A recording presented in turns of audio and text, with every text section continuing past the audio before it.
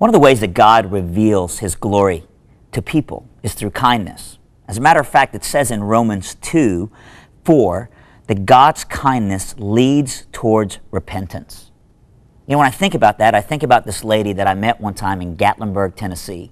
My wife and I were doing ministry there with a bunch of teenagers that had kind of taken over this one particular hotel.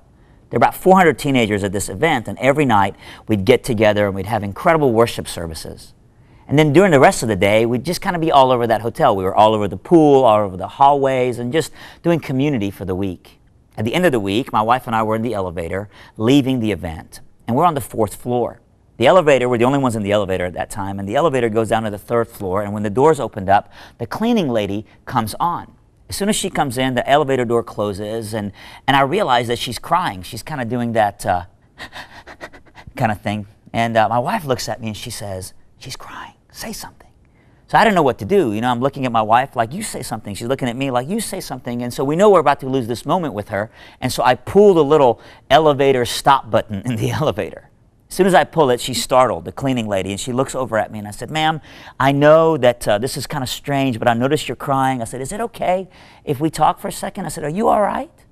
And she just bursts out in tears. She goes, "Are you with these people that have taken over this hotel? What's wrong with these people?" And I thought, wow, these people that have been with us here the last few days have brought this lady in, to a place of tears. I've actually seen that before. I've been to events before where Christians take over a hotel at a conference and then bring people in the service industry to tears because they run up and down the hallways and keep all the other guests, from sleeping, and they make messes in the room. I've been to the restaurants where I've seen the waitresses go, "You take them. No, you take the church group. No, you take them. There's no money to be made." And so, because they don't tip well or whatever. And so I thought, here's just another person who thought a Christian group has just mistreated her and she wants to have nothing to do with God. So she looks at me and she's like, "Are you with these people?" And I look right at her and I go, "Ma'am, I'm not with them." Because originally I was their guest speaker, right? So I'm not really with them. And before I could even say anything else, she pulls out of her apron, her cleaning apron, this big wad of cash. She goes, "There's over $1,100 here, and that's just from today. The other day they tipped me like $700, and I don't even know what to do. What's wrong with these people? They keep tipping me, and they know my name, and they just clean up their own rooms. They've made the beds every single day. They're putting their towels in the right place." And she goes, "And I'm sorry to be emotional, but I don't want them to leave." And I just interrupt her, and I go, "Before we go any further, I want to make sure I'm clear, lady. I am with them, by the way."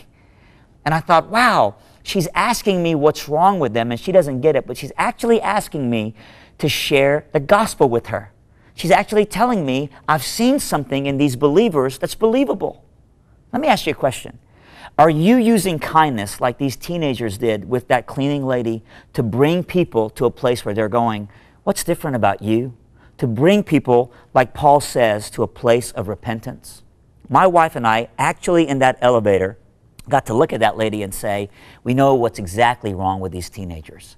Jesus Christ is the matter with them. Have you ever done that? Have you ever used kindness, whether it's cutting the grass of your next door neighbor when their lawnmower's broke, or doing the carpool with a friend, or whatever it might be? Have you ever used kindness to bring people to a place where they ask you, "Why are you gracious?" And you can say, "The grace of God." "Why are you kind?" And you can say, "Because kindness has been bestowed on me at the foot of the cross." Kindness is a great way for us to bring people to a place of repentance.